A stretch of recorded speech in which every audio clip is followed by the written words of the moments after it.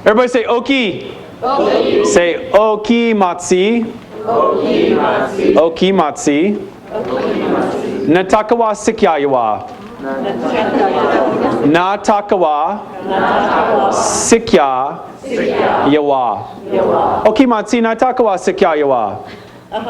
Oki Matsi Natakawa Sikya Yawa. That's, hey, good looking. Thank you very much. Appreciate that.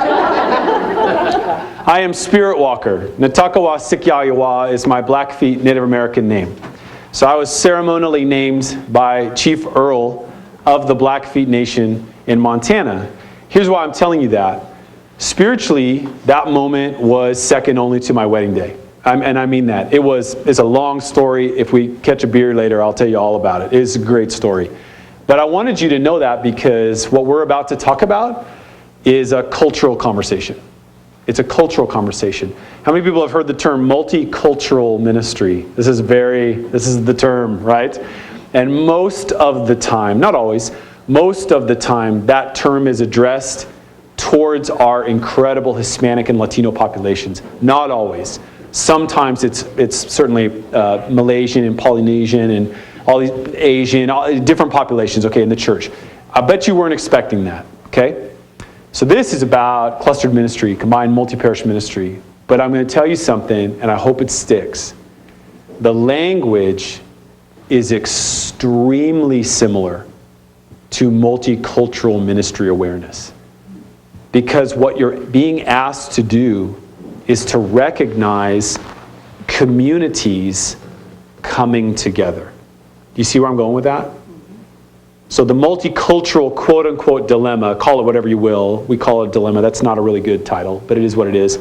How do I include the Hispanic population into my Anglo faith community? Listen, it's not that much different than saying, how does St. Pius and St. Francis and St. Gertrude come together? It's very, very similar. And where we get uncomfortable with multicultural conversation, you will get every bit as uncomfortable with a multi-parish conversation if we get stuck in that mindset. You will. The truth of the matter is, it's a new name. It's a new name. So when Chief Earls called me Natikawa Sikyayawa, and I looked at him and I'm like, hey, what does that mean? He goes, Spirit Walker. And I'm like, that sounds like a Chuck Norris movie. Awesome, okay? But I was like, I have no idea what that means. But I want you to think about this for a minute. Like, that means that name has to define me. And then I have to contribute to the definition of that name in my prayer life and who I am as a man and a husband and a youth minister. And he knew that. He knew that. That's powerful. To me, that's really powerful. Well, it's the same thing with the cluster, okay? But you weren't expecting that. But the reality is, it is that big of a deal. There's a 6.5-hour training on multiple parish ministry that's really good. I told the bishop about it. We're going to try to do this in 45 minutes. So I just apologize right out of the get-go. Because there's no way we can spend as much time as we should on certain things. But I want to really announce to you the things that I think are really important, that you should investigate more on your own. That being said, anything I'm doing up here is free. You can have it. You can have everything we're going to do. I'll even give you the slides for the national training if you want them. You can have them. I wrote my thesis on multiple parish ministry. It's extremely boring. You're more than welcome to read it. We also have some handouts and some information that we give out through the National Federation of Catholic Youth Ministry. I mean, you take it. Take whatever you want. Do what you want to do with it. There's a Facebook page called Combined Ministers. It's a great place to meet other people that do combined youth ministry. That being said, let's dig in. So I was at NCYC in Indianapolis. How many people know what that is? National Catholic Youth Convention. Talked a little bit about it before. Archbishop comes out from Indianapolis.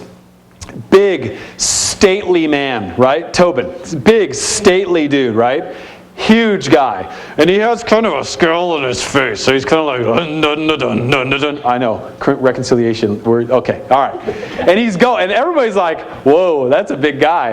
And he gets on the altar, this huge stage, 28,000 people at this point because of all the priests and all the guests.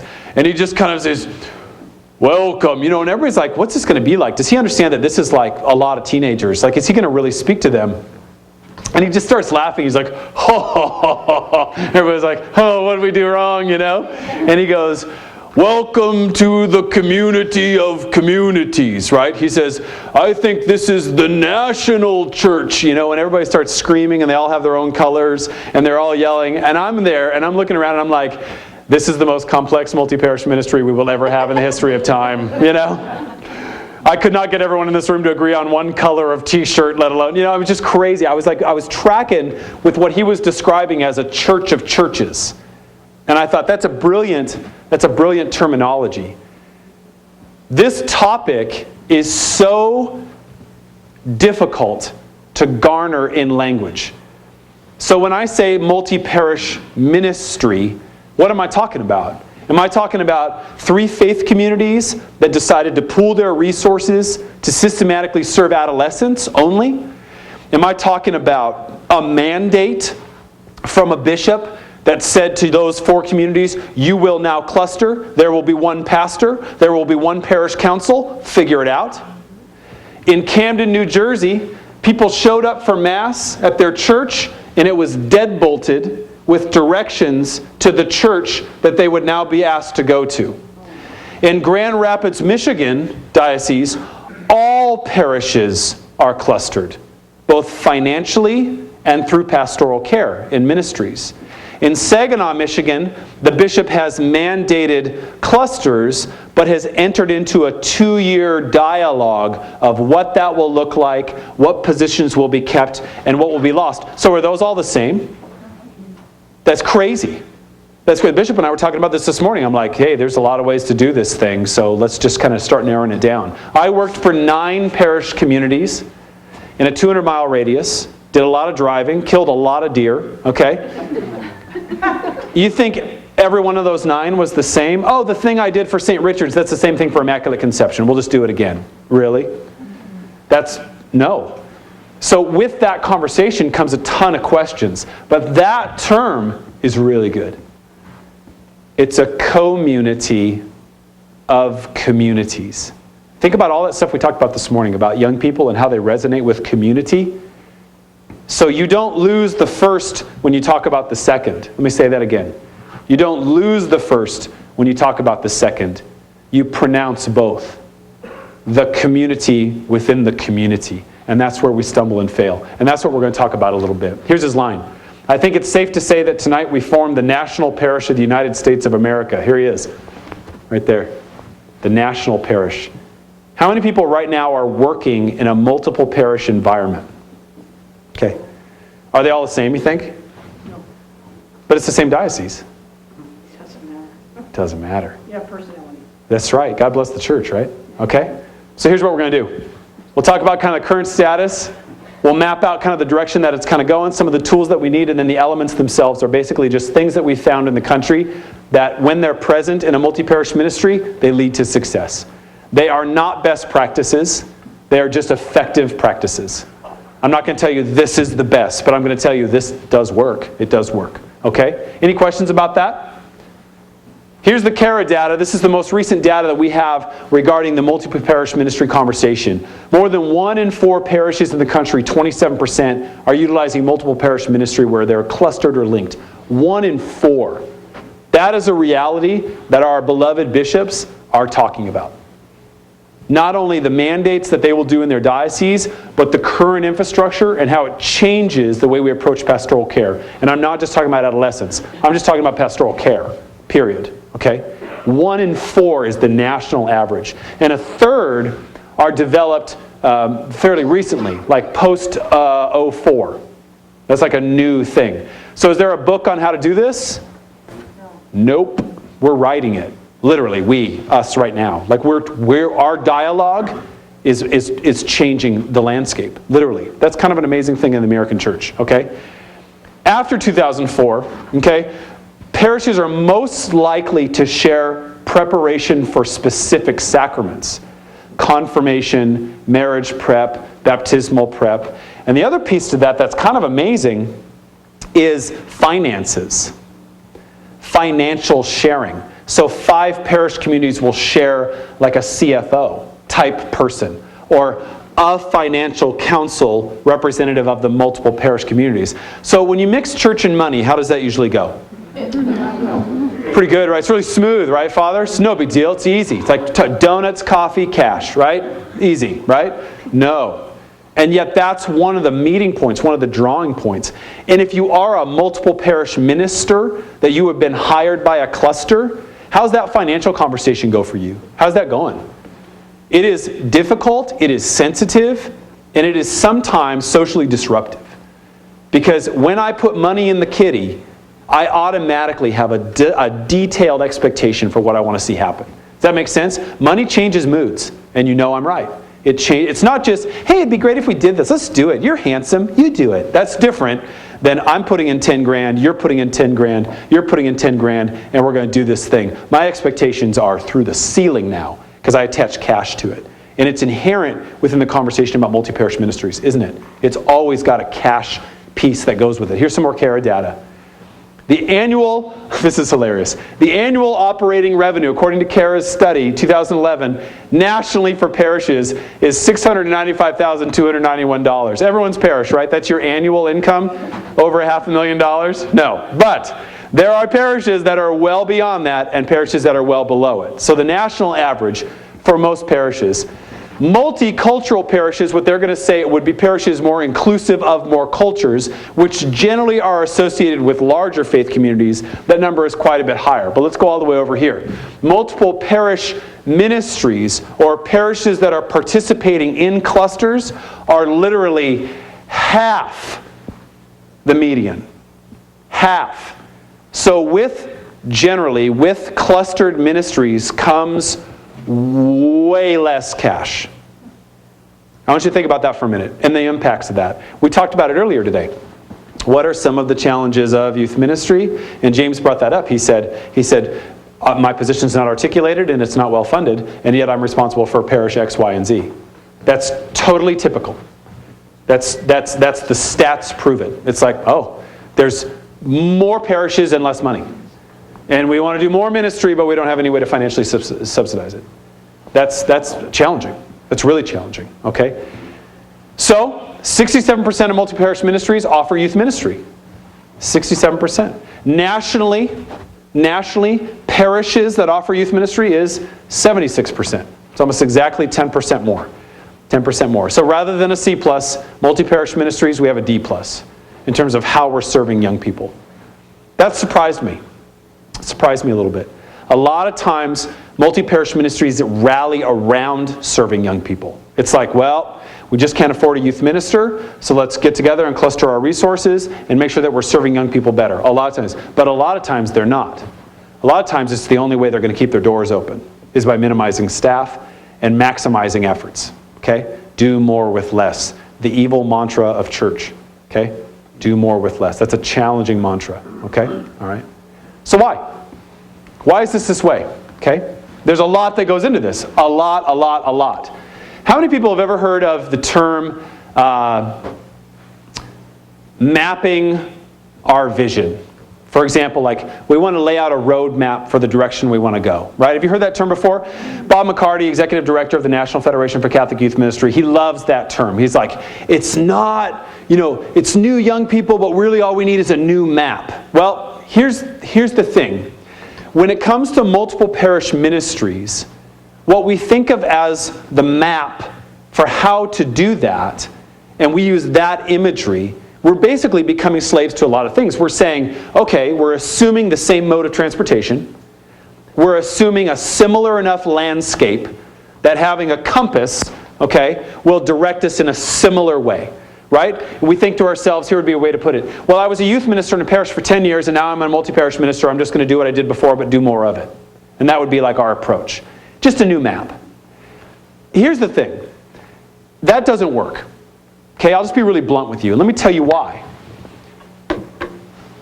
Multi-parish ministry is less like a map and more like a trail. How many people have ever hiked? Yeah, okay. Have you hiked in groups where you're like 10 feet wide? There's like 10 people walking through the woods wide, and you're like, hey, yeah, all right, here we go. All right, and you're walking down the road. Think World Youth Day pilgrimage, right? Where it's like a mob of you holding a flag, right? Do you do that on trails? No. How do you walk on trails? Single file, don't you? It's kind of a little bit more concentrated, right? Have you ever had to carry a conversation while you're hiking? It's kind of hard, right? You're like, yeah, so there's a bear. He's up there. We're going to get him. Stay down, right? It's just harder, right? It's a trail, okay? Here's the reality. My experience in multiple parish youth ministry specifically is that the road map for the thing breaks down really quickly because it's more like hiking on a trail. And that's twofold. It's the way we proceed is different and way more calculated. And who we can reach when we're proceeding is way more limited. Here's what I mean by that. You can't go fast. You can't go fast because you'll leave people behind. And when you start aligning multiple faith communities together, and you are St. Gertrude's and you're the big church, and St. Louise and St. Margaret's are the little churches, and now you're clustered, and you're like, well, but we're the big church, so we're just going to do our big stuff, and you guys just come to here, boom, they're left behind. And when you go to the small church and you be like, okay, big church, another small church, you come with me and we're going to do stuff here, but we're just going to do the same stuff, but we're going to do it smaller, big church gets left behind. There's this constant sensitivity to how you're moving forward. And we all know what happens when you stop moving, okay? So we're not going to talk about that. We're going to talk about continuing to journey, okay? So get the road map out of your head. Get it out of your head. That's a map of Yellowstone. I live there, kind of cool. Is that flat? No. Not really. Not really so much. Here's a 3D map of Yellowstone. Here's an infrared map of Yellowstone. I had no idea buffalo were so hot, okay? Here's the thing about trail maps and the difference between a road map. There's more details. It's not just the red line meets the blue line, is it? It's not. Turn right at the sign. It's not. It's look how much you're missing. Look how much you can miss when you don't look up. Look how much terrain challenges you. You know, in Jericho, when Jesus healed Bartimaeus and he was headed to Jerusalem to the Passion 2 weeks ago, right? He was headed there. That's all uphill. And it's really rocky. In fact, it's tumultuously rocky. And it's the road that the Good Samaritan narrative came from. It's where all the thieves are, right? And he heals Bartimaeus, whose name means son of fear, right? And takes away his fear and says, hey, follow me. Go your own way if you want to. And Bartimaeus is like, no, I'm going to go your way. And then he starts walking uphill, about 26 miles, to Jerusalem where he knows he's going to die. Welcome to multi-parish ministry, right? Okay? Some of you are like, I need to go talk about music and teens now, okay? It's a really difficult walk because it's intentional. The discipleship outcome that we talked about all morning is still the same, but way more people are involved with way more personal identity and agenda, and now you're asked to put them all on the same page, going to the same place in a way where all of them feel affirmed. Welcome to the world of a bishop, by the way. Okay? That's the methodology, but more lay people are a part of it. Don't miss the mountains. It's not just about right and left turns, it's about terrain that needs to be navigated, and let's get into some of the details of what that is, okay? How many people have heard the terminology tools? Tools for the journey. Do you have the right tools to do youth ministry? That's good terminology. But the same thing that we mess up on is we say, well, I've got my wrench and my hammer and my screwdriver, and I'll just take those tools and I'll go do multi-parish ministry. Well, here's the thing. It's a different tool. It's a new tool set. I love this line. Tim Leatherman. You guys know what a Leatherman is, right? Okay. This is like a Montana thing, like we all have them. Okay? He says, I was carrying an old Boy Scout knife and used it for everything from slicing bread to making adjustments to the car, but I just kept wishing I had a pair of pliers. That's not a great line. Now he's a billionaire. Okay? All right? This is a beautiful illustration of the state of youth ministry when it comes to clustered ministries. Because we are very comfortable with our tools, but we'll start encountering ministry challenges and not have the right tools. And the modern multi-parish minister, and I'm talking more than just youth ministry here, needs to understand the idea of multiple tools or multi-use tools. Here's what I'm getting at.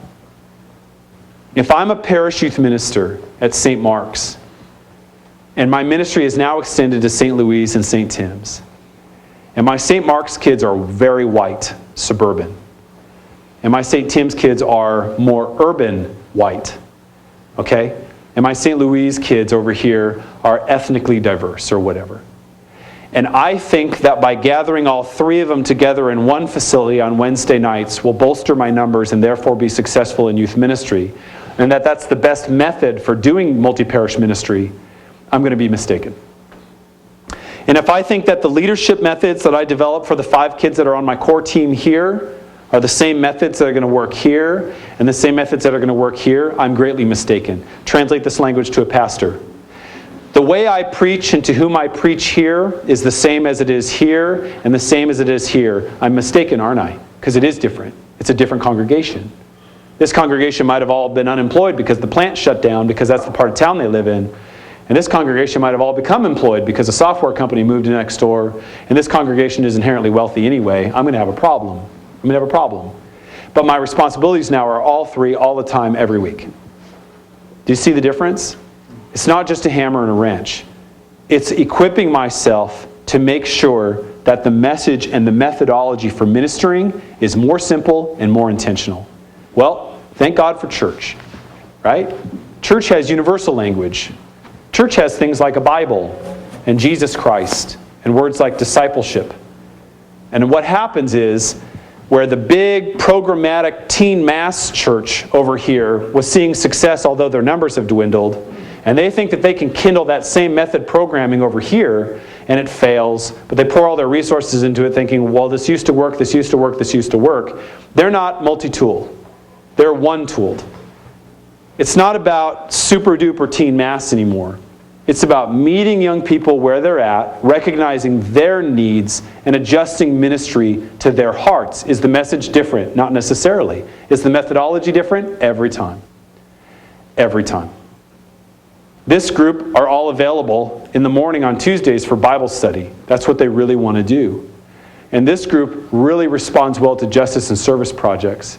And this group just loves their Sunday night liturgy with Father so-and-so. That's their thing. Okay. Are you going to replicate each one in each community?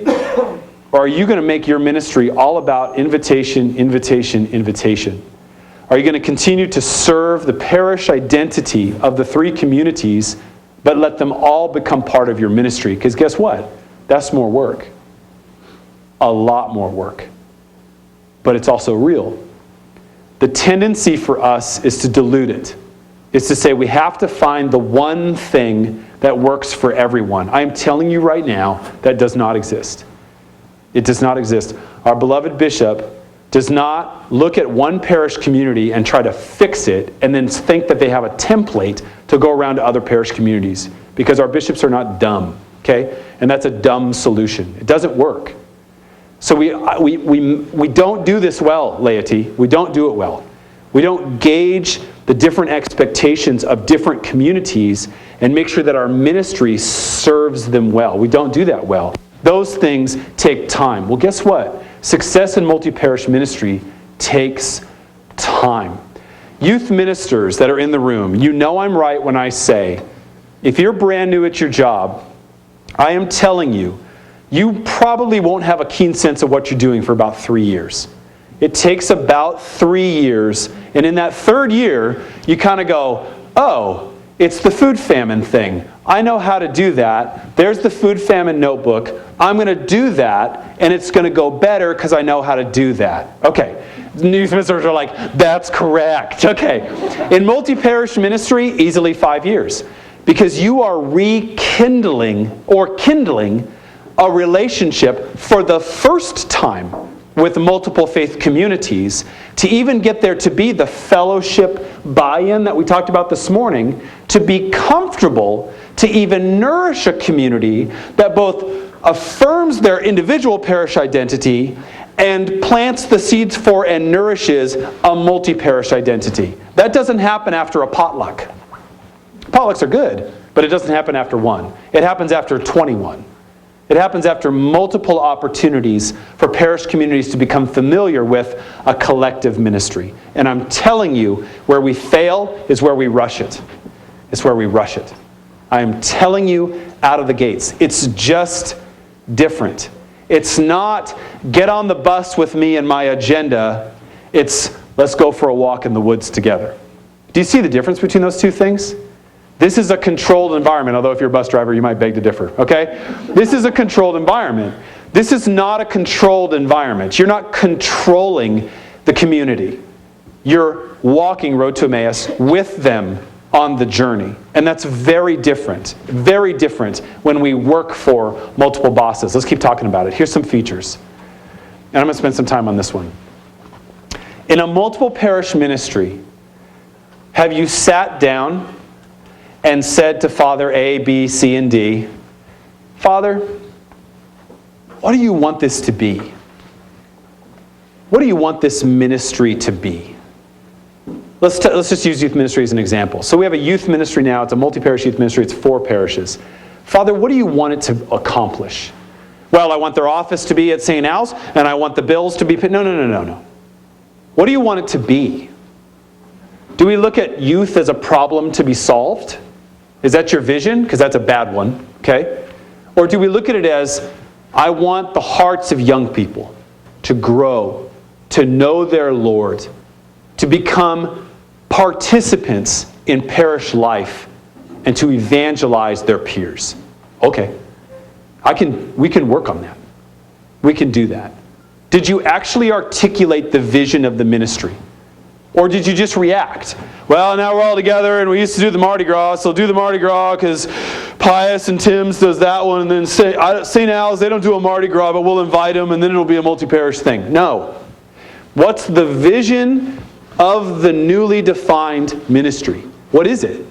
Because failure usually begins right there. I have a multi-parish ministry in my diocese, and I'm not making this up. It's the most colossal failure I've ever seen in my life. We managed six multi-parishes, 5 of them exploding. One of them's going into their 15th year. This one, total disaster. Worst hire ever, disaster. So I've got both things going on in my diocese right now. They omitted this process. I was there. I was at every meeting. They wanted to talk more about how much they were paying the person, who would be charged for the copies, who would pay for internet use, and what car they would drive, and where their office would be, then why are we doing this in the first place? And you mark my words, when you omit this process, you might get by for a while. You might, but it'll bite you in the butt. And get this, and Bishop alluded to this earlier, this process is a huge asset when Pastor A gets moved. Because a new pastor comes into the cluster, and you, the multi-parish minister, and your clergy say, here's the vision for what we're doing. We would like you to be a part of that vision. Your faith community has been a part of it. This is why we're doing this. And this is how we've been successful, and this is how we want to grow. Would you like to be a part of that? Do you see the difference? Do you see the difference from that and Pastor A, new pastor, getting a bill that month that says thousands of dollars and saying, what the heck am I paying for? And no one being able to answer them? I don't blame pastors for bolting from multi-parish ministries when we don't have a vision. We don't specifically articulate what we're doing and why we're doing it. Oh, and by the way, this piece, holy smokes, it helps you evaluate. It helps you evaluate. Did we stray from the vision when we did that event that cost a lot of money? Yeah, we did. Okay, don't do that anymore. Because it's not our vision. It's not who we are. We are this. We said, no, can you revisit this? Of course you can. It's like a vision statement in your parish. Okay? Of course you can. But you have to start here. Does that make sense? Are you kind of tracking with that? Most multi-parish ministries don't do this. And most fail. In fact, the numbers are disgusting. Most fail. And the ones that I know of that have been going on for 20, 30 years, multiple pastors, multiple directors, but still serving young people well or serving the cluster well, they are very serious about this. Our vision is to do this. In 1989, our bishop asked us to do this, and we decided this is what we are going to do, and we have expanded. Do you see the difference? You're articulating a direction. That's a huge deal. It's a huge deal. This is kind of a no-brainer, huh? I forgot that people in Erie have superpowers. I apologize. I didn't realize. No, right? That's crazy. Well, there's 9 parishes, so I expect you to be at Mass every Sunday. How's that going to go? No, right? I swear, the science of a transporter will come from youth ministry, okay? All right? That's crazy, right? It's crazy. Well, we meet on Sundays, St. Pius meets on Tuesdays, St. Louis meets on Wednesdays, and then Father has meetings on Thursdays, and then on Fridays I get 45 minutes off, and then Saturday I go to 7 Masses, and then Sunday I go to 14. No, that's not real. That's not real, it's not functional, and it's not human, and it's quite frankly not intended in the gospel. So you are living a life of heresy. Okay? That's not okay. That's not real. Now, do a lot of us get pulled a lot of different directions? Yes, right? Okay, we're busy people. But here's the reality. If this piece, this element, isn't a part of what you're doing, which means from the get-go, not like 2 years in, boy, I ought to give myself some help. No, like from the get-go, like, okay, who's in this with me? Mom and Dad, who's in this with me? Who's going to make these ministries happen? Who's going to actualize the vision with me? If that language isn't part of the process, and Father isn't part of the process saying, that's right, who's with her? Who's going to help? Then you'll fail. Does it really take more explaining than that? No. And it doesn't matter who you hire. Well, we hired a really good multi-parish minister. He's like super capable. He drives way fast. It's awesome. No, that's not a recipe for success.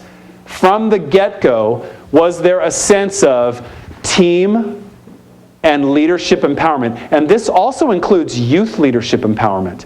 Is that language a part of your multi-parish ministry? Do you emphasize core teams of young people that really help sustain ministries in the respective facilities? Was that part of the vision? To say, yeah, we're going to really empower young people to really own their faith identity, their parish identity, so that I can help empower that and we can build something that really serves them? Or do you just kind of do your best with your personality, your guitar, your sandals, and your ponytail? Because we already talked about that. And that's not going to succeed in the long run. It's not. So this piece, it's quintessential, okay? Here's what this means. One of the biggest criticisms, probably the number one, but one of the biggest criticisms of multi-parish anything is, but Bishop, I'll lose my parish identity.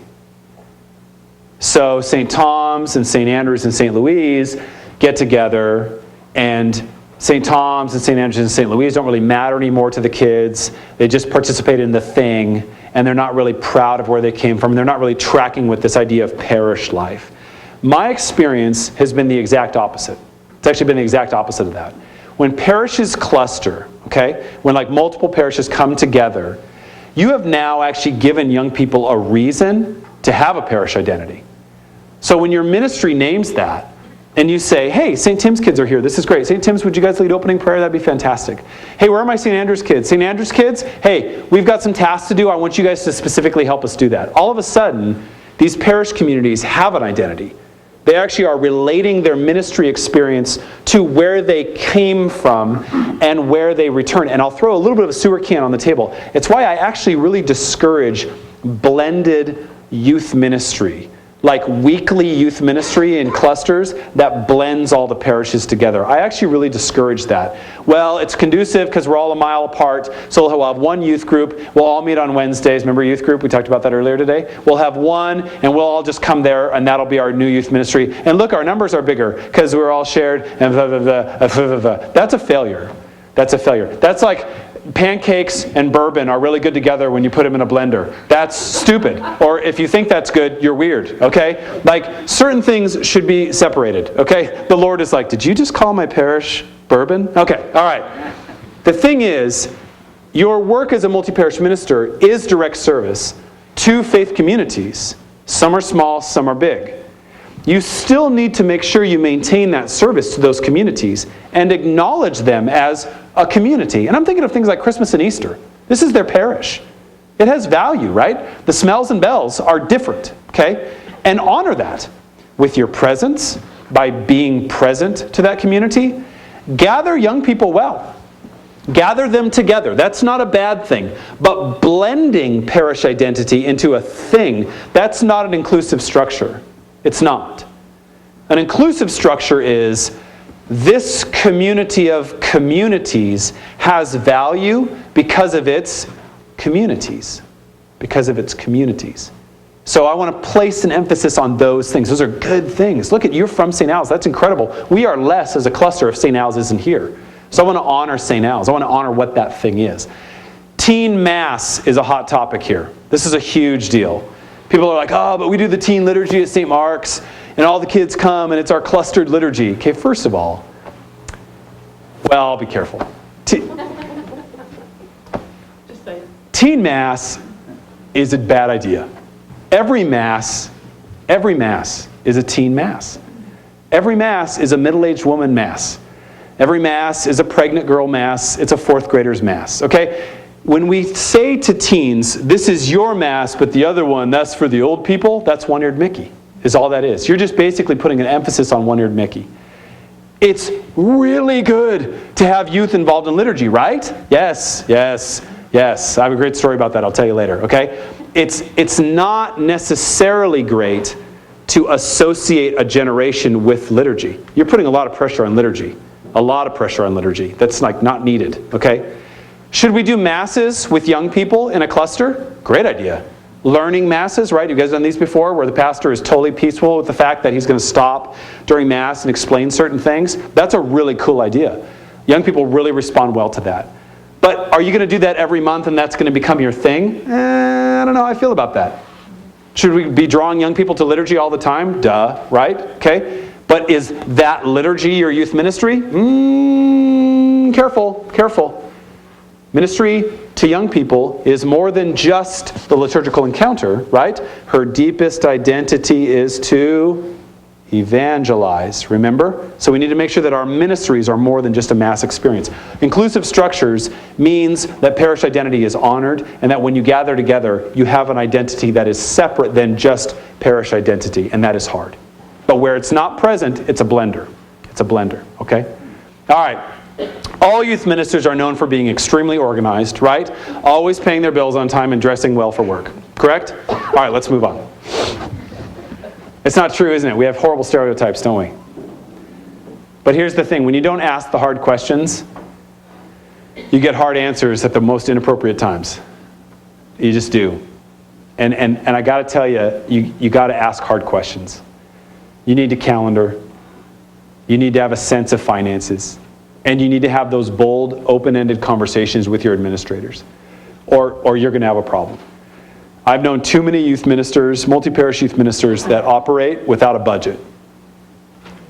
You're nodding your head. They don't even know. They're like, yeah, I put in the check requests and then I just get it. That's not good business. It's just not. How do you plan? How can you plan?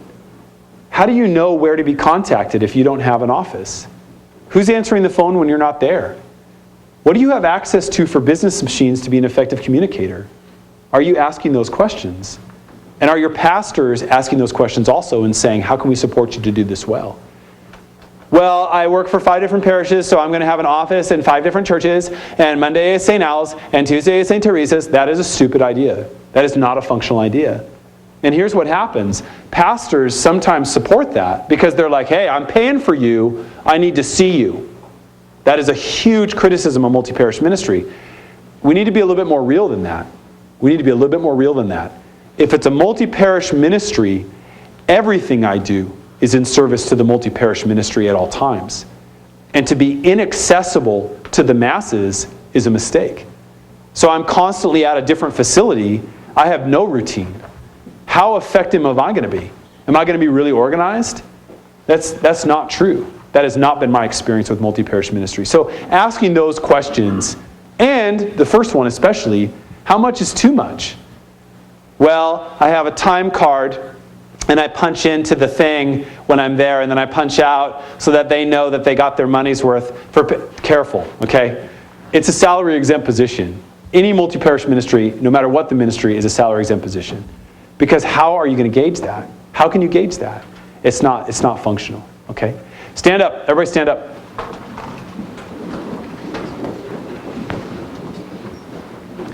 All right, find a partner. Face your partner. The bishop is partnerless. Here we go. Put your hand on your chest like this. Put your thumb up like this.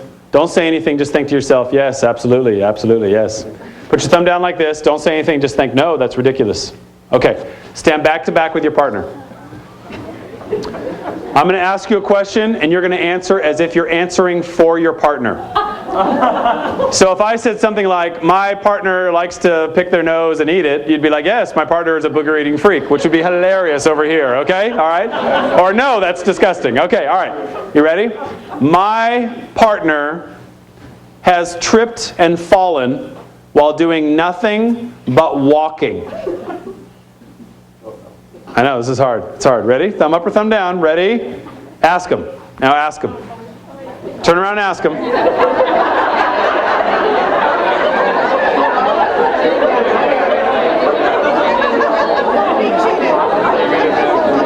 How many got it right? How many got it wrong? How many have tripped and fallen while doing... Yes. That should be a freebie. You're all liars if you didn't raise your hand. Okay. Back to back. One more. Ready? My partner has had something fly out of their nose while talking to someone. I know. Come on, be real. Ready? Ask him.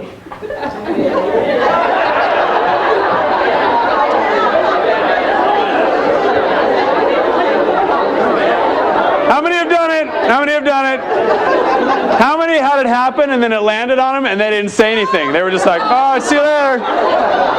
Exactly. All right, sit back down. This is an amazing element. And let me tell you why. This doesn't address the liturgical question of, hey, let's all get together and just have Mass and call it ministry. What this says is, it's a challenge to a parish community to have like a prayer life. Some of you pastors know exactly what I'm talking about. Like, the prayer life of my parish is really good. We really listen to each other and honor each other and pray for each other. There's multiple external ministries that really prayerfully lift us up. That's very real. In some parish communities, that is completely absent. It's just, we come to Mass, we go to Mass, we leave Mass, that's it. Okay? We pray at Mass, that's what we do. Okay? The thing is, and this is really hard, your cluster, your multi-parish ministry can have a prayer life. And in fact, when you're intentional about that, be careful, because you're now inviting the Holy Spirit. And we all know what that means. So here's what I mean by that. So I work for a cluster, and I know it's going to be hard. It's going to be hard. So I go around and I intentionally empower leaders. And I ask moms and grandmas and dads and uncles to just be a part of a prayer team for us. To really specifically pray for the success of our ministries. You know where one of the best things to do this is Facebook. Because teens do it really well. They're like, hey, what are the prayer intentions of our cluster this week? What do we need to pray about this week? Teens actually do this way better than adults, okay? All of a sudden, okay, there's a dialogue. There's a non-gathered ministry dialogue going on. It's not liturgy-based in the sense that it's a clustered Mass. It's not programmatically based in the sense that it's the thing I got you to come to. It's prayer-based. And it's all just invitation. So what happens, church, when multiple people are invited to pray for things? Be careful, right, sister? Be careful. That's exactly right. Because all of a sudden, people's hearts change. And ministries that are true to the Spirit of the Lord, our Savior, blossom. And ministries that aren't, die. And you know I'm right. That's who we are as a spiritual people. This is so absent from ministry, it's embarrassing. It's embarrassing. But in clustered ministries, where this gets done well, and by well I mean constant invitation. Mom and dad, right? You're trying to get them to volunteer for the thing. Hey, could you make cookies for this thing? No, I'm not available. Hey, could you drive? No, I can't drive. Could you just pray for us? Could I just add you to a list, and I'll just send some intentions your way on like a Friday, and then you could just bring those to Mass, and could you just do that? Yeah, I could do that. Okay, so two things just happened. Number one, you catechize that parent. because you're increasing their prayer life, always a good thing. And number two, you've invited them into the process. It's an inclusive structure in your identity. You think that parent then won't take an active interest in what you're doing? Hey, listen, this weekend is this Justice and Service project, and the kids are going to be in the streets doing this thing on Friday night. If you could just pray for us, that would be great. If you could just do that. You think that parent is more inclined to have a faith conversation with their kid if they're involved, or ask about the goings-on of your ministry in the future? You bet they are. So what did you do? It's threefold. Number one, you invited the Spirit. Number two, you invited a parent. Always important. In fact, should be synonymous, right? And you expanded the services of your cluster. And we just don't do it. We just don't do it. We just don't do it. And it will change everything, and I mean everything, about your clustered ministry. And the stuff that you think is really important that the Lord doesn't, you'll know.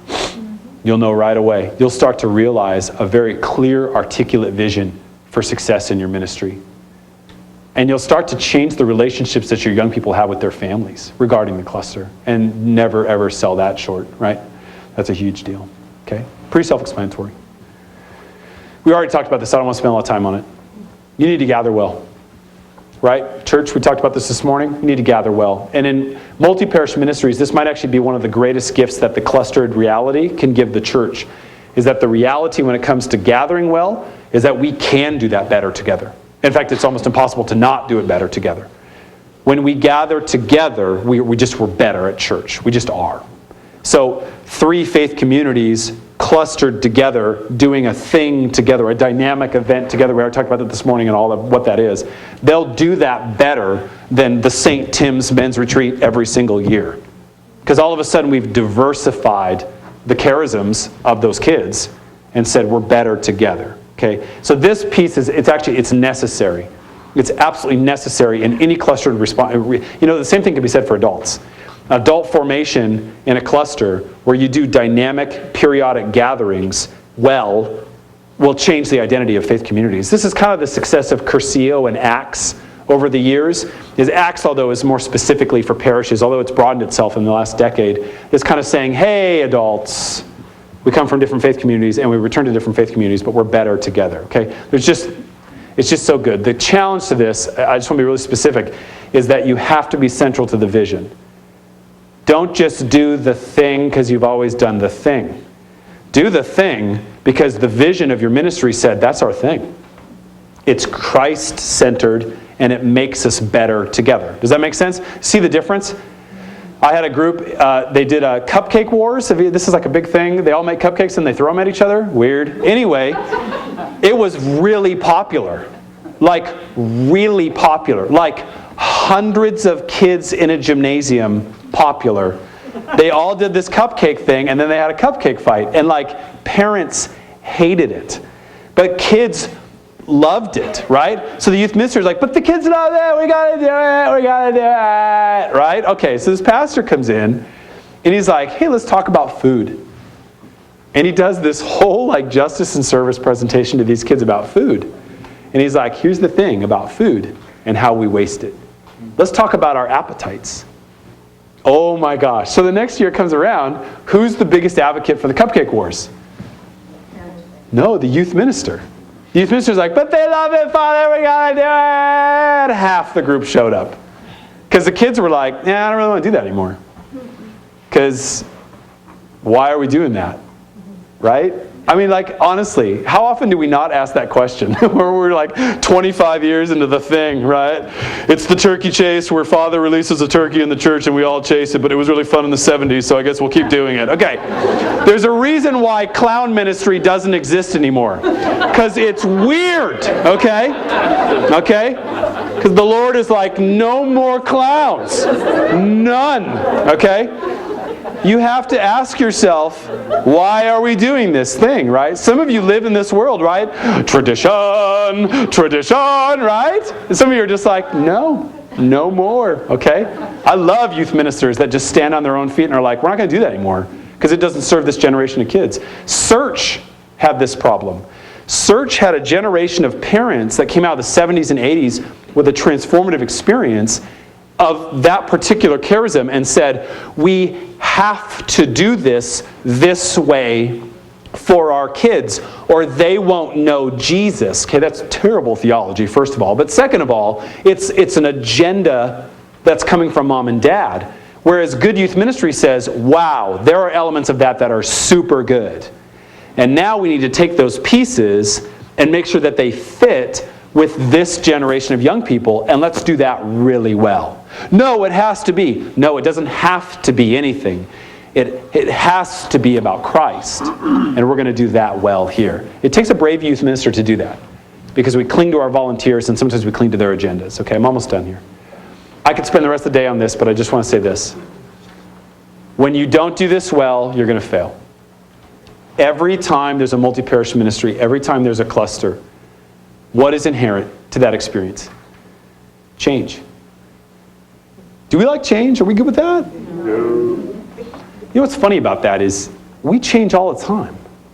Like, all the time. Change is, it's a part of us all the time, but we have this mentality that it's evil and bad and distracting and that people hate it. Well, when a multi-parish happens, sometimes people lost their jobs. In fact, most of the time that happens. Oh, you know what else? People lost their pew. Yeah. The pastors are like, yeah, I came armed that weekend with bear spray, okay? Like that, and we think that's easy, and it's not. And multi-parish ministry, especially mandated clusters, this is more of a mandated cluster piece, you know, where it's like, this is happening, you will do this.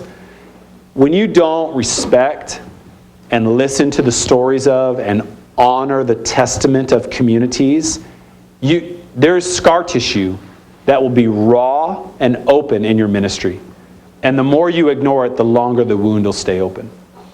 Some of the most beautiful stories, this is incredible, I had to put this up there. We had a cluster happen, and so we have the idea of getting young people to meet with some elderly folks of the different faith communities and just interview them. And say, tell me about your church. Tell me about St. Anne's, because I know that we're going to lose St. Anne's, and we're going to become John Paul II and Immaculate Conception. And tell me about it. Tell me about how you helped build that in 1942 and where you sat and what that was like. And it was like an NPR story. I mean, like, elderly men and women just flooded out their story. And then they loved that it was a young person that was listening and recording it.